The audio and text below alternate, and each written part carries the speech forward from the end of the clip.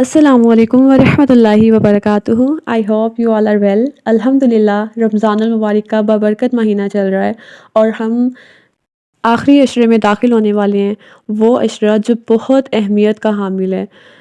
اور ویسے تو رمضان المبارک کا پورا مہینہ ہی اہم ہے، لیکن رمضان المبارک کا آخری عشرہ خاص اہمیت کا حامل ہے، اور اس کی خصوصیت کی ایک وجہ یہ بھی ہے کہ اس میں ایک مبارک رات ہے جس رات میں قرآن مجید نازل کیا گیا تھا، جسے ہم لیلۃ القدر کے نام سے جانتے ہیں۔ اور اس عشرے میں آپ صلی اللہ علیہ وسلم بہت زیادہ عبادت کیا کرتے تھے، جیسا کہ سیدہ عائشہ سے روایت ہے کہ جب رمضان کا آخری عشرہ شروع ہوتا تھا تو نبی کریم صلی اللہ علیہ وسلم اپنے کمر کس لیا کرتے تھے، اور ان راتوں میں وہ خود بھی جاگتے تھے اور اپنے گھر والوں کو بھی جگاتے تھے۔ اور اس رات کی جو عبادت ہے نا، وہ 1000 مہینوں کی عبادت سے بہتر ہے، یعنی کہ یہ جو 10 دن ہیں، گنتی کے 10 دن ہیں، اور ان کی عبادات 1000 مہینے اگر ہم عبادت کرتے رہیں گے نا تو اس سے بھی بہتر ہیں۔ اور اس رات میں تمام فرشتے، یہاں تک کہ جبرائیل علیہ السلام بھی زمین پہ تشریف لاتے ہیں۔ حتیٰ کہ جو جبرائیل علیہ السلام تھے نا، وہ وحی بند ہونے کے بعد کبھی زمین پر نہیں آتے تھے، لیکن لیلۃ القدر کی رات میں وہ بھی زمین پر آتے ہیں۔ اب کچھ لوگ یہ سوال کرتے ہیں کہ لیلۃ القدر کون سی رات ہوتی ہے؟ قرآن مجید سے ہمیں یہ پتہ چلتا ہے کہ جس مبارک رات میں قرآن مجید نازل ہوا تھا وہ رات لیلۃ القدر تھی، جو کہ رمضان میں ہے۔ یہ نہیں بتایا کہ کون سی رات تھی، بس لیلۃ القدر کی رات تھی جو رمضان میں ہے، جو آخری عشرے میں ہے۔ جیسا کہ قرآن میں ہے نا کہ شہر الرمضان الذی فیہ القرآن، ماہ رمضان وہ ہے جس میں قرآن اتارا گیا ہے۔ رسول اللہ صلی اللہ علیہ وسلم فرماتے ہیں کہ شب قدر کو رمضان کے آخری عشرے میں طاق راتوں میں ڈھونڈو۔ تو اس چیز سے ہمیں یہ پتہ چلتا ہے کہ ہمیں جو لیلۃ القدر ہے نا، وہ آخری عشرے کی طاق راتوں میں ڈھونڈنی ہے۔ ہمیں رمضان المبارک کے آخری عشرے میں جو 5 طاق راتیں ہیں نا، ان میں ہمیں جاگ کر اللہ تعالیٰ کی عبادت کرنی ہے۔ اور جو لیلۃ القدر ہے نا، وہ مغرب سے شروع ہوتی ہے، مغرب سے لے کے طلوع فجر یعنی کہ فجر کی اذان تک ہوتی ہے۔ تو ہمیں مغرب کے بعد سے لے کے فجر کی اذان تک عبادت کرنی ہے، ذکر و اذکار میں خود کو مشغول رکھنا ہے، قرآن مجید پڑھنا ہے، صدقہ دینا ہے، بہت ساری عبادات کرنی ہے تاکہ ہم لیلۃ القدر کو پا سکیں، اس رات کو پا سکیں جو ہزاروں مہینوں سے بہتر رات ہے۔ دیکھیے، رمضان المبارک میں مغفرت کروانا لازم ہے۔ اگر ہم اللہ تعالیٰ سے مغفرت نہ کروا سکے تو خدا نخواستہ ہم آپ صلی اللہ علیہ وسلم اور جبرائیل علیہ السلام کے بددعا کے حقدار بنیں گے اور دھتکار دیے جائیں گے۔ یہ جو رمضان المبارک ہے نا، اس کے آخری عشرے کی 5 طاق راتیں ہیں نا، وہ بہت اہم ہے، اور ان میں سے ایک اہم ترین رات جو ہے نا، وہ لیلۃ القدر ہے، جو 1000 مہینوں سے بہتر رات ہے۔ جو اس رات کی خیر سے محروم رہ گیا نا، وہ ہر چیز کی خیر سے محروم کر دیا جائے گا۔ بہت سارے لوگ ہیں، بہت سارے لوگ ایسے ہیں جو بہت مایوس ہیں اور پریشان ہیں، اس وجہ سے ہیں کہ وہ ماہ رمضان میں اس طرح سے عبادت نہیں کر سکے جس طرح سے وہ کرنے جا رہے تھے، یعنی کہ وہ رمضان المبارک میں غفلت میں رہے ہیں، بہت ساری نیکیاں نہیں کما سکے، اپنی بخشش نہیں کروا سکے، اور وہ یہ سوچتے ہیں کہ کہیں وہ لیلۃ القدر کی خیر سے بھی محروم نہ کر دیے جائیں۔ تو ابھی بھی ہمارے پاس وقت ہے، ابھی بھی ہمارے پاس بہت سارا وقت ہے، ابھی ہمارے پاس وہ 10 آخری ایام ہیں جو بہت خاص ہیں۔ تو آئیے ہم مایوسی اور پریشانی کو دور کرتے ہیں اور اللہ تعالیٰ کی رحمت سے، اس کے ذکر سے ان چیزوں کو، ان مایوسیوں کو اور پریشانیوں کو دور کرتے ہیں، اور رمضان المبارک میں جو باقی کے لمحات رہ گئے ہیں ان میں خصوصی جو طاق راتیں ہیں نا، ان میں ہم کثرت سے ذکر و اذکار کریں گے، نیک اعمال کریں گے تاکہ ہم انگنت نیکیاں کما سکیں، مغفرت کروا سکیں، اور اللہ تعالیٰ کو راضی کر کے رمضان المبارک سے صحیح طریقے سے فائدہ اٹھا سکیں، اس طرح سے فائدہ اٹھا سکیں جو ہم باقی گزرے ہوئے ایام میں نہیں اٹھا سکے۔ دیکھیے، جو رمضان کا مہینہ ہے نا، اس میں شیطان قید کر دیا جاتا ہے۔ وہ اتنا خاص مہینہ ہے کہ اس میں ہم نے صرف اور صرف عبادات کرنی ہوتی ہیں، اللہ تعالیٰ ہوتے ہیں اور ہم ہوتے ہیں۔ اگر اس مہینے میں بھی ہم اپنا کنیکشن اللہ تعالیٰ کے ساتھ اسٹرانگ نہیں کر سکے نا، تو ہم سے زیادہ پھر بیوقوف کوئی بھی نہیں ہے کہ اس نے اس مہینے میں کچھ نہیں کمایا جس مہینے میں اسے روکنے والا کوئی بھی نہیں تھا، شیطان نہیں تھا جو اسے بہکا سکتا۔ تو ابھی بھی ہمارے پاس وقت ہے، الحمدللہ اللہ تعالیٰ نے ہمیں جگا دی ہے کہ اٹھو میرے بندو، تم کہاں سوئے ہوئے ہو غفلت کی نیند میں، ابھی بھی تمہارے پاس وقت ہے، وہ 10 دن ہے تمہارے پاس جو ہر چیز سے بہتر ہیں۔ تو انشاءاللہ اب ہم ان چیزوں کا ذکر کرتے ہیں جو ہم لوگوں نے ان 10 دنوں میں کرنی ہے، اسپیشلی طاق راتوں میں جو ہم نے کرنی ہے، ٹھیک ہے۔ سب سے پہلی بات تو یہ ہے کہ قرآن مجید کا ایک حرف پڑھنے سے کی ایک نیکی ہے، اور یہ ایک نیکی بڑھا دی جاتی ہے، یعنی کہ جو رمضان المبارک کا مہینہ ہوتا ہے نا، اس میں ہر نیکی کا اجر بڑھا دیا جاتا ہے، اور ایک حرف پڑھنے سے آپ کو 10 نیکیاں ملتی ہیں۔ تو پھر وہ 10 نیکیاں جو ہیں وہ 10 گنا بڑھا دی جاتی ہیں رمضان کے مہینے میں۔ تو اس راتوں میں، طاق راتوں کی راتوں میں ہم لوگوں نے خصوصی طور پہ قرآن مجید کی تلاوت کرنی ہے تاکہ ہم زیادہ اجر کے حقدار بن سکیں۔ اور لیلۃ القدر کی تلاش میں آخری عشرے کی طاق راتوں میں ہم لوگوں نے یہ دعائیں کثرت کے ساتھ پڑھنی ہیں۔ اللہم انک عفو تحب العفو فاعف عنی، یہ ہم نے کثرت کے ساتھ پڑھنی ہے۔ اور تیسری بات یہ ہے کہ سورۃ اخلاص کو ہم نے کثرت کے ساتھ پڑھنا ہے، کیونکہ ایک مرتبہ سورۃ اخلاص پڑھنے سے 10 پاروں کا اجر ملتا ہے، یعنی کہ اگر ہم 3 مرتبہ سورۃ اخلاص پڑھتے ہیں نا تو ہمیں پورے قرآن مجید کا اجر ملے گا۔ اور ترمذی کی ایک حدیث ہے کہ سورۃ اخلاص کی تلاوت کرنے والے پر جنت واجب ہو جاتی ہے، الحمدللہ۔ تو ہم نے سورۃ اخلاص کو ہم نے کثرت کے ساتھ پڑھنا ہے، ٹھیک ہے، تاکہ ہماری نیکیوں میں اضافہ ہو سکے۔ اور چوتھی بات یہ ہے کہ ایک ذکر ہے نا کہ الحمدللہ، سبحان اللہ، اللہ اکبر۔ الحمدللہ جو ہے نا، الحمدللہ کہنا ترازو کو بھر دیتا ہے، اور سبحان اللہ اور الحمدللہ آسمان سے زمین تک کے درمیان خلا کو بھر دیتے ہیں۔ یہ 4 کلمات ہیں جو اللہ تعالیٰ کو سب سے زیادہ محبوب ہیں، سبحان اللہ والحمدللہ ولا الہ الا اللہ واللہ اکبر۔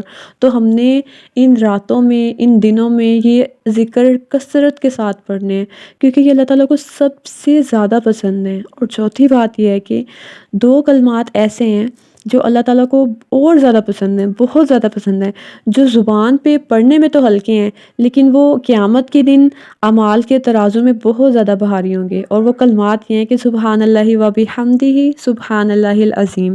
تو ہم نے ان دنوں میں، 10 دنوں میں یہ کلمات کثرت کے ساتھ پڑھنے ہیں تاکہ ہمارا قیامت والے دن جب نامہ اعمال کھولا جائے تو ہمارے ترازو میں یہ کلمات بہت زیادہ بھاری ہوں، کیونکہ ہم انہیں پڑھ رہے ہیں، بہت ہلکے ہیں یہ زبان پہ پڑھنے میں، کہ سبحان اللہ و بحمدہ سبحان اللہ العظیم۔ کتنا ٹائم لگ رہا ہے اسے پڑھنے میں؟ بالکل بھی ٹائم نہیں لگ رہا، لیکن قیامت والے دن یہ بہت زیادہ بھاری بن کے ہمارے پاس آئیں گے انشاءاللہ۔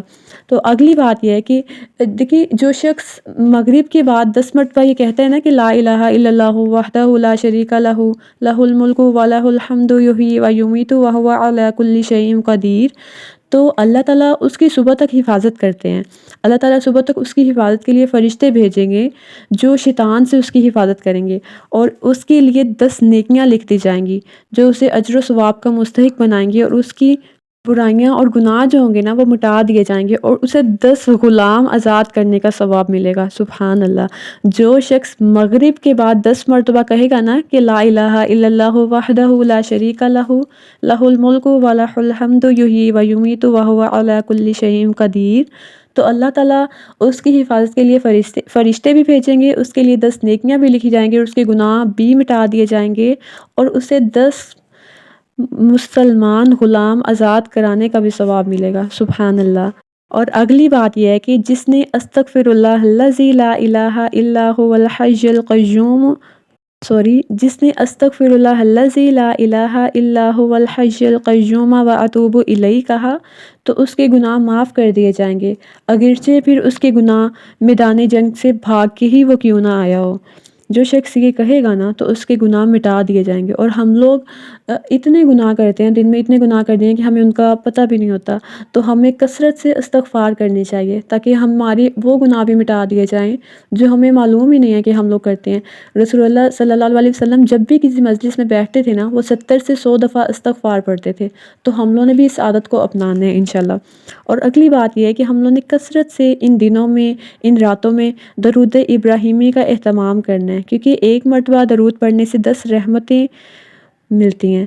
تو مطلب ایک دفعہ درود جو پڑھتا ہے نا اس کو 10 رحمتیں ملتی ہیں اور 10 نیکیاں ملتی ہیں، اور اس کے 10 گناہ معاف کر دیے جاتے ہیں، اور اس کے 10 درجات بلند کر دیے جاتے ہیں۔ یعنی کہ کثرت سے جو درود پڑھتا ہے نا تو اس کے غم جو ہوتے ہیں نا وہ دور کر دیے جاتے ہیں، اور اس کے گناہوں کو معاف کر دیا جاتا ہے۔ تو ہم لوگ کتنے غموں میں ہوتے ہیں، مبتلا ہوتے ہیں، مال کا غم ہوتا ہے، اولاد کا غم ہوتا ہے، شہرت نہ ملنے کا غم ہوتا ہے، دوستیاں ٹوٹ جانے کا غم ہوتا ہے، یا کوئی ہمارے سے برے طریقے سے بات کر لیتا ہے اس چیز کا ہمیں غم ہوتا ہے۔ کتنے غم ہماری زندگی میں ہمیں لاحق ہوتے ہیں۔ تو یہاں پہ بتایا گیا ہے کہ جو شخص کثرت سے درود ابراہیمی پڑھتا ہے نا اس کے تمام غم دور کر دیے جاتے ہیں، اور اس کے تمام گناہ معاف کر دیے جاتے ہیں۔ یعنی کہ جو چھوٹی چھوٹی چیزیں ہیں جو ہمارے گناہوں کو معاف کروا سکتی ہیں، جو ہمارے گناہوں کو مٹا سکتی ہیں، تو ہم لوگوں نے ان کا کثرت سے اہتمام کرنا ہے۔ کیونکہ یہ جو رمضان کا آخری عشرہ ہے نا، یہ بہت بابرکت ہے، بہت اہمیت کا حامل ہے۔ اگر ہم نے پورا رمضان کچھ بھی نہیں کیا نا، تو ہمیں ان 10 راتوں میں، ان 10 دنوں میں، اسپیشلی 5 جو طاق راتیں ہیں، ان میں ہمیں اتنی عبادت کرنی ہے، اتنی عبادت کرنی ہے کہ ہم اپنی بخشش کروا سکیں، ہم کچھ نہ کچھ پا سکیں، ہم اللہ تعالیٰ کو راضی کر سکیں۔ ہم انسانوں کو راضی کرنے کی بہت زیادہ کوشش کرتے ہیں نا کہ انسان ہم سے راضی ہو جائیں۔ انسانوں کو راضی کر کے ہم کیا کر لیں گے؟ وہ تو ہمیں کسی چیز کا صلہ نہیں دے سکتے۔ قیامت والے دن صرف ہم ہوں گے اور ہمارا رب ہوگا، ٹھیک ہے؟ تو ان 8 اذکار کے ساتھ ساتھ ہم نے 4 کام اور کرنے ہیں۔ سب سے پہلا یہ ہے کہ لیلۃ القدر یعنی کہ آخری عشرے کی 5 طاق راتوں میں ہم نے قیام کرنا ہے، کیونکہ نبی کریم صلی اللہ علیہ وسلم نے فرمایا ہے کہ جو لیلۃ القدر میں ایمان کے ساتھ نماز میں کھڑا رہے گا یعنی کہ قیام کرے گا، تو اس کے پچھلے تمام گناہ معاف کر دیے جائیں گے۔ سبحان اللہ! ہم جو بھی چیز دیکھ رہے ہیں اس میں گناہوں کو معاف کرنے کی بات لازمی ہو رہی ہے، الحمدللہ۔ تو لیلۃ القدر کی آخری عشرے کی 5 طاق راتوں میں کوئی ایک رات ہے جو کہ لیلۃ القدر ہے۔ ہمیں 5 طاق راتوں میں 21ویں، 25ویں، 27ویں اور 29ویں رات میں نوافل، تراویح، تہجد کے ذریعے قیام کرنا ہے انشاءاللہ، تاکہ ہم لیلۃ القدر کو پا سکیں، کیونکہ ہمیں نہیں پتہ نا کہ وہ کون سی رات ہے، وہ تو ان 5 طاق راتوں میں سے ایک رات ہے، تو ہم نے ہر رات کو ایسے ہی گزارنا ہے کہ یہی لیلۃ القدر ہے، ٹھیک ہے؟ ہم نے لیلۃ القدر کی خیر سے محروم نہیں ہونے دینا خود کو انشاءاللہ۔ تو اگلی بات یہ ہے کہ روزے داروں کی افطاری کروانی ہے ہم نے انشاءاللہ، کیونکہ جتنے لوگوں کی آپ افطاری کروائیں گے نا، اتنے ہی روزوں کا آپ کو اجر ملے گا۔ رسول اللہ صلی اللہ علیہ وسلم نے فرمایا کہ جس نے کسی روزے دار کو افطاری کروائی تو اس سے بھی اس کے برابر ثواب ملے گا، اور روزے دار کے ثواب میں کوئی کمی نہیں کی جائے گی۔ سبحان اللہ! اور تیسری بات یہ ہے کہ ہم نے اشراق اور چاشت کا اہتمام کرنا ہے۔ چاشت کی جو 2 رکعات ہیں نا، وہ جسم کی ہر جوڑ کا صدقہ ہیں۔ تو ہم لوگ چاہتے ہیں نا کہ ہم رمضان المبارک میں زیادہ سے زیادہ صدقہ کریں، اور ہمیں لگ رہا ہوتا ہے کہ شاید مال دے کے ہی ہم صدقہ کر سکتے ہیں۔ نہیں، آپ لوگ صدقہ اور بھی بہت ساری طریقوں سے کر سکتے ہیں۔ آپ کسی کو نیکی کا ایک پیغام دیں گے تو وہ بھی آپ کی طرف سے صدقہ ہے۔ آپ اشراق پڑھ رہے ہیں تو وہ آپ کی جسم کی ہر جوڑ کا صدقہ ہے۔ اگر آپ اس ویڈیو کو آگے کسی کے ساتھ اچھی نیت سے شیئر کر رہے ہیں اور وہ عمل بھی کرتا ہے، وہ سنتا بھی ہے، تو یہ بھی آپ کے لیے صدقہ ہے۔ اگر آپ شیئر بھی کر دیتے ہیں تو یہ بھی آپ کی طرف سے ایک صدقہ ہے۔ سبحان اللہ! تو دن کے شروع میں طلوع آفتاب کے بعد چاشت کی 4 رکعات پڑھنے والوں کو دن کے آخر تک اللہ تعالیٰ کافی ہو جاتے ہیں، اور اللہ تعالیٰ ان کی حفاظت کرتے ہیں۔ سبحان اللہ! اور ایک اور حدیث یہ ہے کہ جو شخص فجر باجماعت پڑھ کر اسی جگہ پر بیٹھ کر اللہ تعالیٰ کا ذکر کرے اور سورج نکلنے کے بعد 2 رکعات ادا کرے تو اس کو مکمل حج اور عمرے کا ثواب ملتا ہے۔ سبحان اللہ! اور چوتھی بات یہ ہے کہ قبولیت کے اوقات میں ہم لوگوں نے پورے اخلاص، عاجزی اور یقین کے ساتھ خصوصی طور پہ دعائیں کرنی ہیں۔ روزے دار کی جو دعائیں ہیں نا، روزے کی حالت میں جو دعائیں ہوتی ہیں، وہ ہم لوگوں نے لازمی کرنی ہے، کیونکہ اللہ تعالیٰ روزے دار کی دعا کبھی بھی رد نہیں کرتے۔ اور جو افطاری کے وقت ہے نا، افطاری کا جو ٹائم ہوتا ہے، اس وقت میں بھی دعائیں رد نہیں ہوتی۔ ایک بات ہے مجھے یاد آ رہی ہے کہ ایک مزدور ہے، وہ سارا دن مزدوری کرنے کے بعد اگر رات کو اپنی سیلری لے کر نہیں جاتا تو مطلب اس نے کیا کمایا ہے سارا دن میں، ایسے کر کے کوئی بات تھی۔ اور اسی سے یہ چیز آتی ہے کہ جو روزہ دار ہے وہ سارا دن روزہ رکھتا ہے، اور اگر رات کو وہ افطاری سے پہلے وہ دعا نہیں کرتا نا، تو اس نے کچھ بھی نہیں مطلب کمایا۔ تو روزے دار کی جو افطار کی دعائیں ہوتی ہیں نا، وہ آپ نے لازمی کرنی ہیں، اس وقت پہ دعائیں قبول ہوتی ہیں۔ اور اللہ تعالیٰ ہر افطاری کے وقت کچھ لوگوں کو جہنم سے آزاد کرواتے ہیں۔ سبحان اللہ! اور رات کا جو وقت ہوتا ہے نا، تہجد کا وقت جسے ہم کہتے ہیں، اس وقت میں ہم لوگوں نے کثرت سے دعائیں کرنی ہیں، کیونکہ اس وقت اللہ تعالیٰ خود کہتے ہیں کہ آؤ میرے بندو، مانگو میرے سے جو تم مانگنا چاہتے ہو۔ اور مجھے ایسا لگتا ہے کہ جو لوگ کچھ چاہتے ہیں نا کہ ان کو مل جائے، ان کو اس وقت میں دعائیں کرنی چاہیے۔ اگر وہ اس وقت میں جا کے دعا نہیں کرتے تو وہ اس چیز کے لیے پرجوش ہی نہیں ہے، وہ چیز وہ لینا ہی نہیں چاہتے۔ اگر وہ لینا چاہتے ہیں تو اللہ تعالیٰ تو خود کہہ رہے ہیں کہ آؤ میرے بندے، مانگو میرے سے، میں تمہیں عطا کروں گا اس وقت میں۔ تو اس وقت میں ہم لوگوں نے خصوصی طور پہ دعائیں کرنی ہیں، ٹھیک ہے؟ اب کچھ لوگ ایسے ہیں جنہوں نے سارا رمضان موبائل فونز پہ اور ادھر ادھر کی باتوں میں اور افطار پارٹیز وغیرہ میں، عید کی شاپنگز میں اپنا سارا رمضان ضائع کر دیا، اور ان کو گلٹ ہے۔ کچھ لوگوں کو گلٹ ہے، کچھ لوگوں کو وہ بھی نہیں ہے۔ تو دیکھیں، ایک بات میری پلیز سن لیں کہ جو رمضان کے آخری 10 دن رہ گئے ہیں نا، ان کو صرف اور صرف اللہ تعالیٰ کو دے دیں۔ وہ 10 دن صرف اور صرف اللہ تعالیٰ کی عبادت میں لگا دیں، اپنے سیل فونز کو آف کر دیں۔ 10 دنوں میں اگر آپ موبائل نہیں چلائیں گے تو کچھ بھی نہیں ہو جائے گا۔ اگر آپ کا موبائل فون آن ہے نا تو آپ کچھ بھی عبادت نہیں کر سکیں گے، آپ ہر لمحہ موبائل پہ ہی لگے رہیں گے۔ ان 10 دنوں کے لیے اپنے موبائل کو آف کر دیں اور ان 10 دنوں میں فوکس ہو کے اللہ تعالیٰ کی عبادت کر لیں، تو آپ کو اس چیز کا بہت اجر ملے گا، آپ کچھ نہ کچھ ضرور کما لیں گے۔ اگر آپ کا موبائل فون آن ہے نا تو آپ اپنے ان 10 دنوں کو ضائع کر دیں گے۔ جو رات کی عبادت ہے نا، ان طاق راتوں میں جو عبادات کرنی ہے ہم لوگوں نے، وہ فوکس ہو کے کرنی ہے۔ ان طاق راتوں میں آپ اپنی دوستوں کو، اپنے رشتہ داروں کو بھول جائیں، ان سے آپ بعد میں باتیں کر لیجیے، کیونکہ راتوں کو اکثر لوگ دوسروں سے باتیں کرتے ہیں چیٹنگز کے ذریعے یا کالز کے ذریعے، تو آپ ان راتوں میں اپنے سیل فونز کو آف کر دیں اور یہ راتیں صرف اور صرف آپ اللہ تعالیٰ کے لیے گزار لیں، تو آپ انشاءاللہ آخرت میں آپ کو اس کا بہترین اجر ملے گا۔ اب کسی کو یہ سوچ کر پریشان نہیں ہونا کہ وہ رمضان المبارک میں نیکیاں نہیں کما سکے اور مغفرت نہیں کما سکے۔ یہ تمام اذکار جو آپ کے ساتھ شیئر کیے گئے ہیں، یہ عام دنوں میں کرنے سے اتنا اجر ملتا ہے، تو اگر ہم یہ رمضان المبارک میں کریں گے اور وہ بھی ہم ان طاق راتوں کی جستجو میں کریں گے، تو سوچیں ہمیں کتنا اجر ملے گا۔ اللہ اکبر۔